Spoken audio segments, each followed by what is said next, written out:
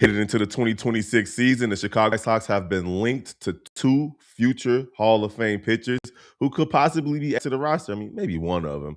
And while we know the Southsiders are loaded with infield talent, could another swap with a frequent trade partner, the Boston Red Sox, help bolster their outfield? And finally, the organization will do something they haven't done in the team history starting this season. It's your boy Big Kev. We're going to get right into it right after the intro.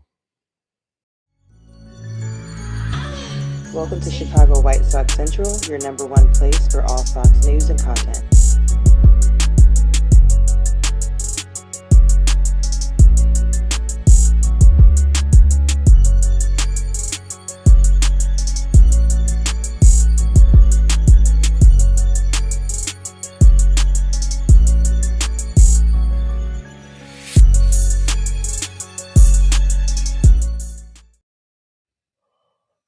Good morning, Chicago White Sox fans. Welcome to another episode of Chicago White Sox Central. I'm your boy Big Kev, holding it down for the South Side.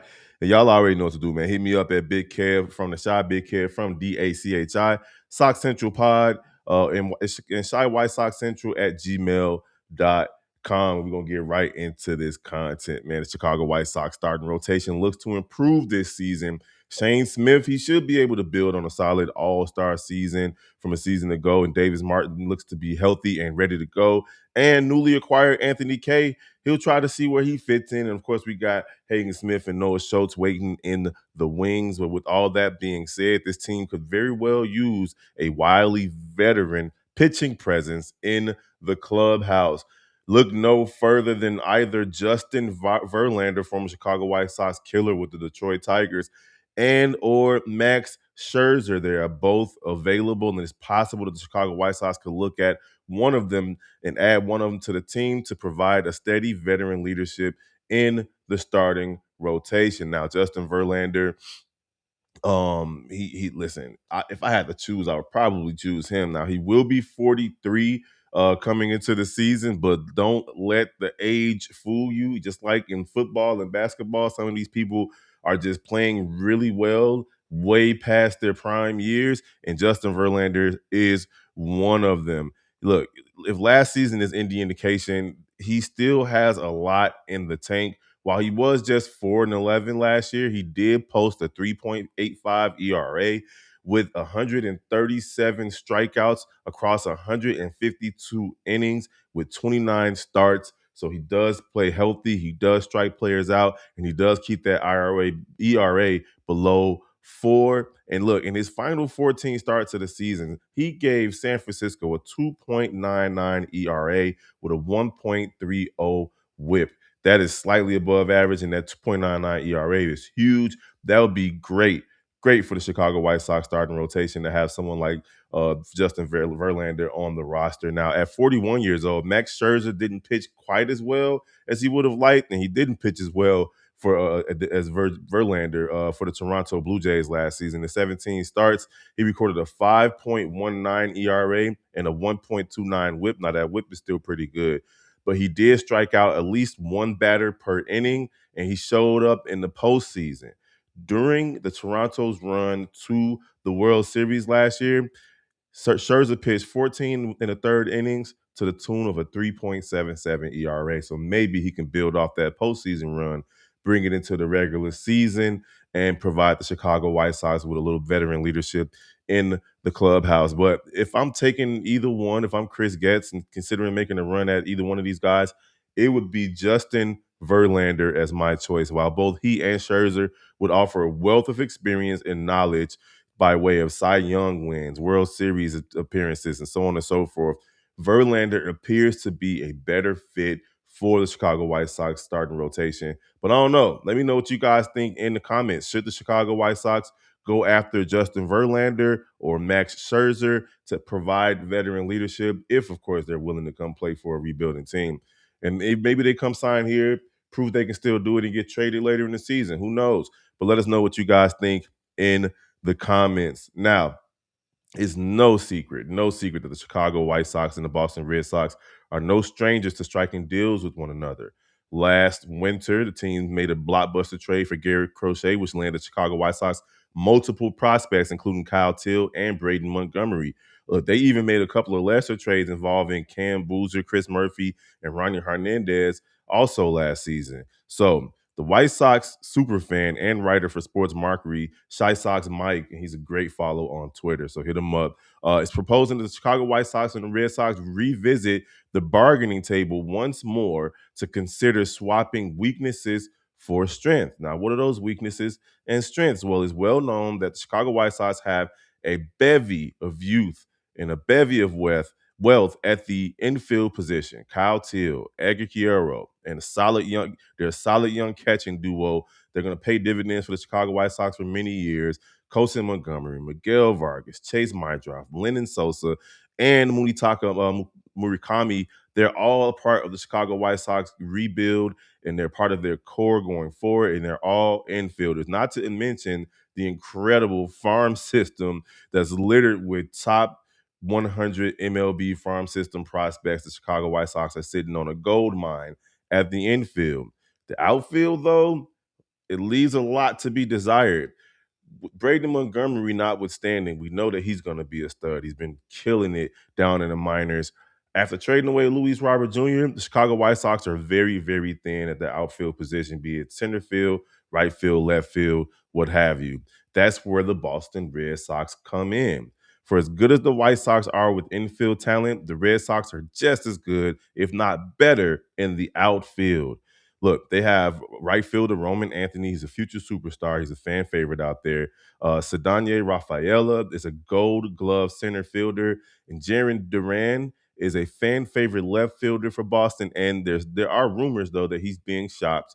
And the Red Sox also have right fielder Wilyer Abreu, who might also become available in trade talks. Now, Wilyer Abreu last season, he averaged 247, 22 home runs, 69 RBIs in just 115 games played. While Jaron Duran, left fielder, he played 157 games. He hit 16 home runs, 84 RBIs, 774 OPS. Now, he is a fan favorite, mainly due to his defense. And good God, the Chicago White Sox could definitely use one of these guys defensively and offensively, hitting 15 to 25 home runs. Protecting that outfield would be huge. Now, Boston may have a glutton of wealth in their outfield right now, but unlike the Chicago White Sox, they're thin at the catcher position. Now, they did have Carlos Navarro as a rookie last year. He had an okay season, but the Red Sox have been on record saying that they want to improve at the position. In fact, they've been inquiring about reacquiring Kyle Till from the White Sox many times over. But the White Sox said, no thanks. A trade involving Edgar Quero, however, he's drawn trade interest from many teams, not just the Red Sox, could prove to be beneficial for both teams. Duran has 3 years of control left contractually, while Abreu has 4 years. So either player would immediately become a part of Chicago's rebuild youth movement going forward. Now, the Red Sox will be receiving a stud at catcher in Edgar Quero, a stud. He played really well next to Kyle Till last season. And listen, he's only 22 years old, and he has 6 years of control left on his contract. Now, last season his numbers weren't that great, but keep in mind he was splitting time with Kyle Till. He did average 268 with 5 home runs, 36 RBIs, hit a bunch of doubles, things like that, 17 doubles. He walked 32 times as well, so we know what he's capable of. But if he's a full-time starter for any team, you're going to get a great ball player for your roster. So they would get a good player in him. He's only 22 years old. He's only going to get better. And listen, because of Abreu and because of Abreu and what was his name? Jalen Duran. Because of Abreu and Duran, they both have like a lot of experience. So the Chicago White Sox will most likely have to offer another player in this deal. And it could be another infielder, maybe Lenny Sosa or one of our prospects.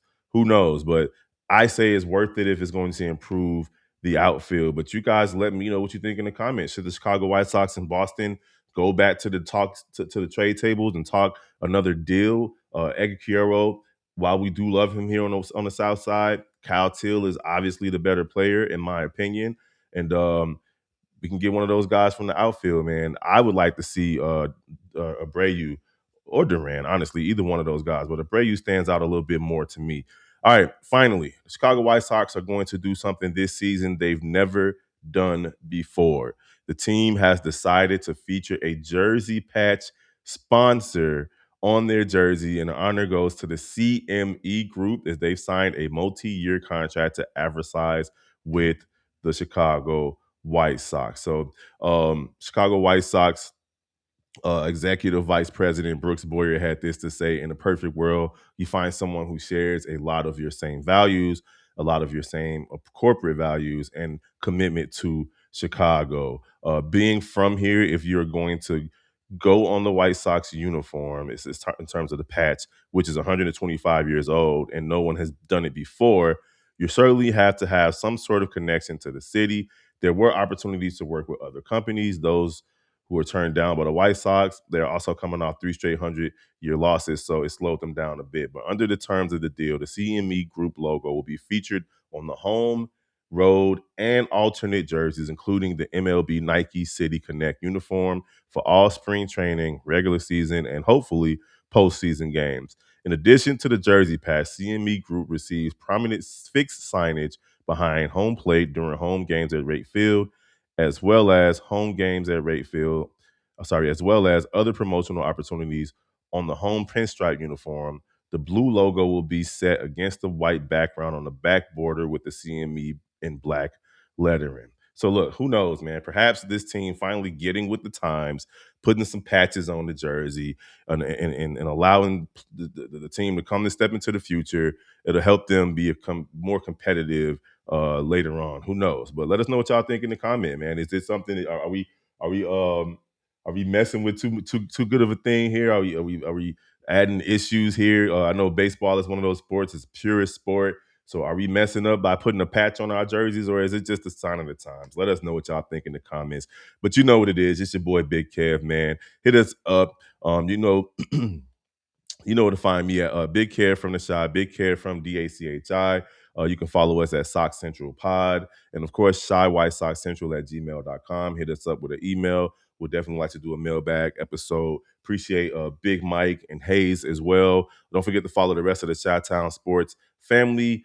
Tap in with typing in whatever your favorite Chicago sports team. Put the word Central behind it, as well as NFL Central, NBA Central, Fighting Illini Central, what have you. And yeah, if you missed Hayes' episode yesterday about Hagen Smith, Noah Schultz, and a couple of rumors about free agents, go ahead and go back to yesterday's episode. Give it a like, a comment. We appreciate the love and support that you guys give us over here. It's your boy, Big Kev, holding it down for the South Side. We're going to holler at you guys next time. Peace. This has been a presentation of the Break Media.